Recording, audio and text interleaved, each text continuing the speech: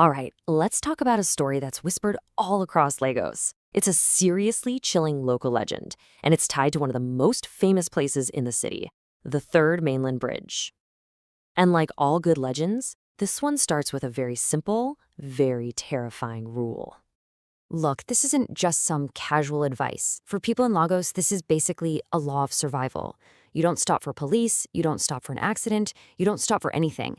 And the big question that just kind of hangs in the air there is, why? Because, rules are made to be broken. And tonight, we're going to get into exactly what happens when somebody is foolish enough to stop on that bridge after dark.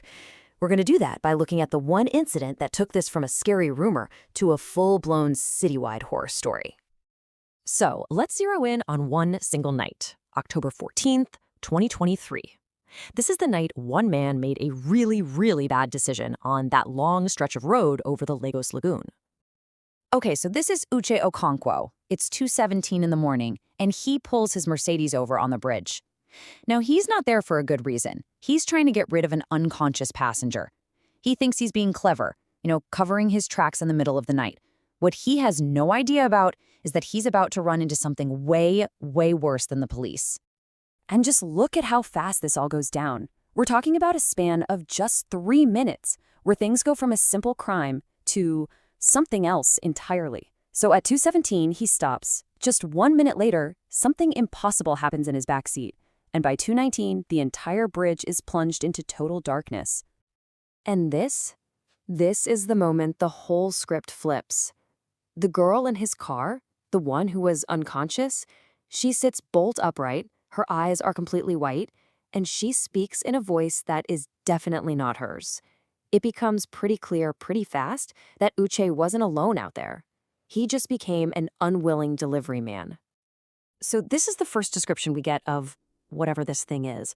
Now, if you're not from Lagos, a danfo is one of those big yellow minibuses. So we're talking about something impossibly tall, thin as a pole, just appearing out of the dark. And the description just gets more and more terrifying. It doesn't have a face, no features you'd recognize, just this grotesque, unnatural mouth that opens the wrong way, across its chest. It's a detail that tells you this is something truly alien. And then there's the sound. Just try to imagine that. 100 people screaming, but it's muffled, like it's coming from underwater. And it's all coming from that mouth on its chest. This isn't just something you see. It's a full-on sensory attack meant to just paralyze you with fear. So the sun comes up, the authorities get to the scene. But as we're about to see, the